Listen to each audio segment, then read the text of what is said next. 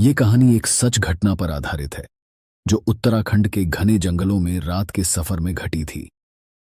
एक कंडक्टर रमेश ने खुद यह किस्सा सुनाया था और गांव के लोग आज भी इसे याद करते हैं। रात का समय था और रमेश की आखिरी बस पहाड़ी गांव की तरफ जा रही थी। बस में मुश्किल से 3-4 यात्री ही बचे थे और गहरी रात के कारण रास्ता सुनसान था। चारों ओर घना जंगल और ऊंची ऊंची चट्टानें थीं। ड्राइवर ने रेडियो चालू किया हुआ था ताकि माहौल कुछ हल्का रहे।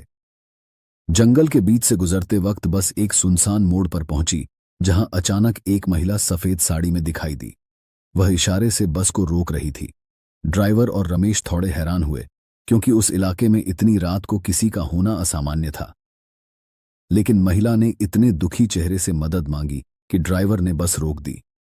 महिला बस में चढ़ गई और बिना एक शब्द कहे सबसे आखिरी सीट पर जाकर बैठ गई।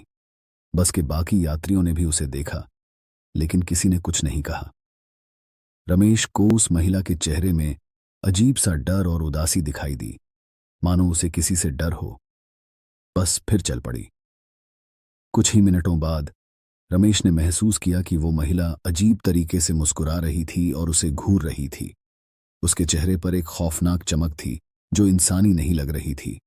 रमेश ने ड्राइवर से कहा, भाई, ये महिला कुछ अजीब है। ड्राइवर ने शीशे में पीछे देखा और उसके चेहरे की सारी रंगत उड़ गई।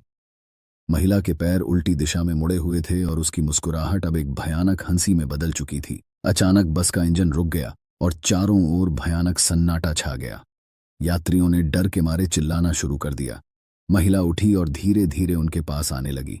उसकी आंखें लाल हो चुकी थीं और चेहरा बेहद डरावना लग रहा था। ड्राइवर और रमेश ने दरवाजे खोलने की कोशिश की, लेकिन दरवाजे जैसे जाम हो गए थे। वह महिला धीरे धीरे बस के अंदर सभी को घूरती हुई घूमने लगी।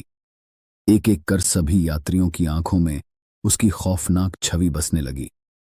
रमेश ने हिम्मत जुटाकर हनुमान चालीसा का पाठ करना शुरू किया।